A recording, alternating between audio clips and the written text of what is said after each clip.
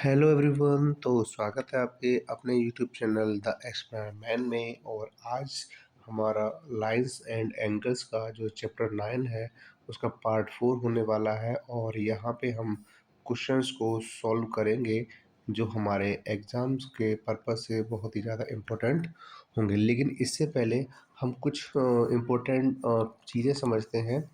वो क्या है? सबसे पहले हम यहाँ पे समझते हैं कॉन्सेप्ट कुछ जिसके बारे में हम बात करेंगे, ठीक है ना। तो वो कॉन्सेप्ट क्या है? कॉन्सेप्ट ये है कि अगर आपकी कोई भी दो लाइन ऐसी हैं जो पैरेलल हैं, जैसे कि इसमें एक लाइन है ए और एक लाइन है आपकी बी, जो क्या है एक दूसरे के पैरेलल है। और यहाँ पे जो एक्स एक लाइन जा रही है वो क्या कर रही है, एक दूसरे को ये दो लाइंस हैं जो ए और बी को इंटरसेक्ट कर रही हैं, ठीक है। और जैसा कि हम यहाँ देख पा रहे हैं कि जहाँ जहाँ पे इंटरसेक्ट कर रही हैं, एक इस पॉइंट पे और एक इस पॉइंट पे कर रही हैं, तो दो पॉइंट हो गए। अब इसमें जानने वाली बात ये है कि ये जो आपको एंगल दिखाई दे रहे हैं, जैसे कि सबसे पहला ये बाहर वाला एंगल और सबसे ये अंदर वाला एंगल, ये सेम साइड में। तो आप देख सकते हैं कि ये है आपका एंगल 1 और इसे मान लेते हैं एंगल नंबर 2, ठीक है। तो ये क्या होंगे, एक दूसरे के बराबर होंगे, लेकिन होंगे कैसे? करस्पॉन्डिंग एंगल्स के हिसाब से। कैसे होंगे? करस्पॉन्डिंग एंगल्स के हिसाब से। और सिमिलरली बात करें इन दो एंगल्स के बारे में, एक ये बाहर का एंगल और एक ये अंदर का एंगल, ये दोनों भी कैसे होंगे? आपके सेम होंगे। एंगल 3 मान लेते हैं इसे, और इसे मान लेते हैं एंगल 4। ये भी एक दूसरे के बराबर होंगे। तो इसका मतलब क्या है, ये दोनों एंगल और ये दोनों एंगल किस हिसाब से हैं? करस्पॉन्डिंग एंगल के हिसाब से इक्वल होंगे। कैसे होंगे? आपके करस्पॉन्डिंग एंगल के हिसाब से इक्वल होंगे, ठीक है। अब जैसे कि बात करें यहाँ पे कि ये जो एंगल 1 है आपको दिया गया है 70 डिग्री, तो इसका मतलब क्या है, एंगल 2 भी कितना होगा? 70 डिग्री का होगा। अगर वहीं आपको ये जो एंगल 3 दिया गया है, अगर ये आपका दिया गया है 110 डिग्री का, तो ऑब्वियसली ये वाला जो एंगल होगा वो कितने होगा? 110 डिग्री का ही होगा, ठीक है। अब हम आगे समझते हैं आगे क्या चीज़ है। तो इसमें दिया गया है जैसे आपको एक ये वाला एंगल है और एक आपका ये एंगल है, ठीक है।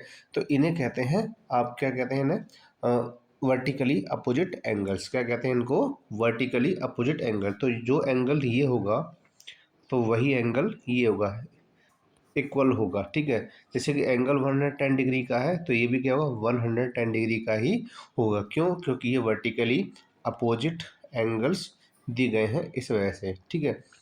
तो अब हम इन पॉइंट्स के बाद हम कुछ और चीज़ों को समझते हैं, जैसा कि मैंने अभी बात करा था वर्टिकली अपोजिट एंगल्स के बारे में।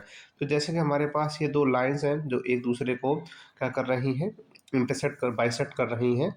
तो इसके बाद ये आप देख पा रहे हो कि ये जो एंगल है वो इसके बराबर होगा, और ये वाला जो एंगल दिया गया है वो इस वाले के बराबर होगा। यानी कि अपोजिट एंगल्स कैसे होते हैं? इक्वल होते हैं। अपोजिट एंगल कैसे होते हैं आपके? इक्वल होते हैं, ठीक है ना। अब हम बात करते हैं अपने क्वेश्चन पर आते हैं। और क्वेश्चन हमसे क्या कह रहा है? क्वेश्चन हमसे कह रहा है कि in the figure L parallel to M, यानी कि इस फिगर में आपको दिख रहा है कि एक लाइन एल है और एक लाइन एम है जो एक दूसरे के क्या है? पैरेलल है। अब वो कह रहा है एक जो दूसरी लाइन जा रही है टी, जो टी लाइन जा रही है वो क्या करे? इन दोनों को इंटरसेक्ट कर रही है और पॉइंट पी और पॉइंट क्यू पर काट रही है। तो हमें बताना है कि 2a प्लस बी का आंसर क्या होगा। तो जैसा कि हम बात कर रहे हैं कि पहले हमें ए पता होना चाहिए। तो मैंने एक बात बताई थी कि एक अगर अंदर वाला एंगल दिया गया है, एक क्या दिया गया है? अंदर वाला एंगल दिया गया है तो क्या है? 132, और एक बाहर क्या है? ए। तो क्या हो जाएंगे? एक दूसरे के इक्वल हो जाएंगे। लेकिन किस तरीके से इक्वल हो जाएंगे? ये इक्वल हो जाएंगे आपके करस्पॉन्डिंग एंगल के हिसाब से, ठीक है। और एंगल बी, ये भी कितना हो जाएगा आपका? ये भी हो जाएगा 132। किस हिसाब से हो जाएगा? ये हो जाएगा आपका according to vertically opposite angle. तो ये क्या हो गए? दोनों ही आपके 132 डिग्री के हो गए। अब हमें आंसर निकालना है 2a। तो 2a क्या करेंगे हम? इनसे मल्टीप्लाई कर देंगे तो कितना हो जाएगा? 2 2 जा 4 होता है, 3 2 जा 6 और 2 1 जा 2। और यहाँ पे आपका 132 तो दिया गया है, इनको हम क्या कर देंगे? प्लस कर देंगे। और प्लस करने पर आंसर आएगा वही हमारा 2a प्लस बी का आंसर होगा। तो 4 और 2 कितने होते हैं? 6 होते हैं। 6 और 3 कितने होते हैं? 9। और 2 और 1 कितने होते हैं? 3। तो आपका कितना आ गया, 396 डिग्री आ गया, यानी कि 2a प्लस बी का जो आंसर आना था वो कितना है आपका 396। तो इसका मतलब क्या हुआ कि जब तक हमें बेसिक पॉइंट क्लियर नहीं होंगे तब तक हम किसी भी टाइप के क्वेश्चन को सॉल्व नहीं कर सकते हैं। और आई होप कि यहाँ पे जो मैंने पिछला कॉन्सेप्ट आपको समझाया है तो इस हिसाब से ये क्वेश्चन भी आपको समझ में आया होगा। अब हम बात करते हैं अगले क्वेश्चन के बारे में। तो अगला क्वेश्चन क्या है, अगला क्वेश्चन है A B C D E F are lines concurrent. अब कॉन्क्रुएंट लाइन क्या होता है, इसलिए होता है कि एक ही पॉइंट से लाइन गुजरे, जैसे एक लाइन ये जा रही है, एक लाइन ये जा रही है और एक लाइन ये जा रही है, ठीक है। तो ये क्या हो रहा है, ये सेम पॉइंट पर ही, यानी कि एक ही पॉइंट पर इंटरसेक्ट कर रही हैं, एक दूसरे को काट रही हैं, ठीक है। अब हमें क्या करना है, अब हमें बताना ये है कि find the value of y। तो y की वैल्यू क्या होगी, y की वैल्यू क्या होगी। जैसे कि आप डायग्राम में देख सकते हैं, यहाँ पे आपको ये जो एंगल है खाली दिया गया है।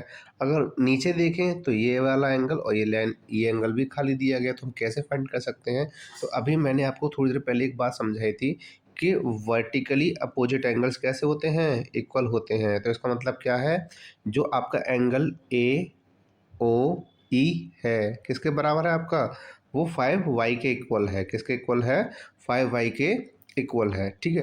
तो अब हम आगे बढ़ते हैं। तो ये अब क्या करेंगे हम, सी ओ डी क्या है, एक सी ओ डी क्या है, एक स्ट्रेट लाइन है, सी ओ डी क्या है, एक स्ट्रेट लाइन है, ठीक है ना। तो अब हमें क्या करना है, इन सभी एंगल को प्लस कर देना है। तो 2y 5y एंड 2y, तो 2 और 5 7 होता है, 7y के 2y कितना होता है 9y। तो जैसे कि आपको पता है कि कोई स्ट्रेट लाइन होती है तो स्ट्रेट लाइन किसके इक्वल होती है आपकी, 180 डिग्री के, किसके इक्वल होती है 180 डिग्री के। और जब 9 से हम 180 को डिवाइड करेंगे तो कितना आंसर आ जाएगा, 9 टू जा 18 और आ जाएगा 20 डिग्री, यानी वाई की वैल्यू कितनी आ गई आपकी 20 डिग्री आ गई। मैं एक बार फिर समझाता हूँ कि ये जो एंगल दिया गया था ये वर्टिकली अपोजिट एंगल है किसके, बी ओ एफ के। तो बी ओ एफ और ए ओ ई दोनों ही क्या होंगे, इक्वल होंगे, और इक्वल होने की वजह से ये 5y हो जाएगा। और फिर हमने क्या किया, 2y 5y एंड 2y इनको क्या कर दिया, इन तीनों को प्लस कर दिया, इन तीनों एंगलों को क्या कर दिया, प्लस कर दिया। 2y plus 5y 7y, 7y और 2y कितना होता है 9y, और 9y को इक्वल रख दिया 180 के इक्वल। फिर हमने क्या कर दिया, इसको डिवाइड कर दिया और हमारा आंसर आ गया y इक्वल टू 20 डिग्री। तो अब हम अगले क्वेश्चन पर बढ़ते हैं, और हमारा अगला क्वेश्चन क्या है, अगला क्वेश्चन है if a transversal intersect two parallel lines and the difference of two interior angles on the same side of transversal is 20 degree, find the angles।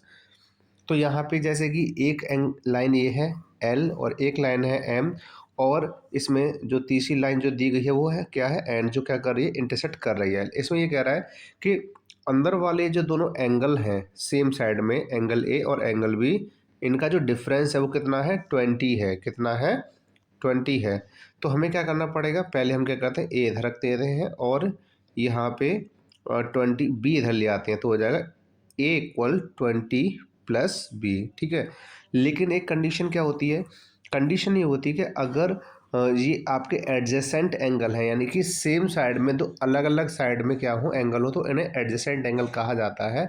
और ये किसके बराबर होते हैं आपके, ये बराबर होते हैं 180 डिग्री के, किसके बराबर होते हैं 180 डिग्री के। अब जैसे कि आपको दिया गया कि ए की वैल्यू पहले क्या है 20 प्लस बी है, तो ए की जगह पे क्या रख देंगे 20 प्लस बी रख देंगे। तो 20 प्लस बी और plus B equal to 180 degree. अब हम क्या करेंगे यहाँ पे 20, तो हम 180 में से क्या कर देंगे माइनस, क्योंकि ये चला जाएगा इस तरफ तो हो जाएगा माइनस, ठीक है।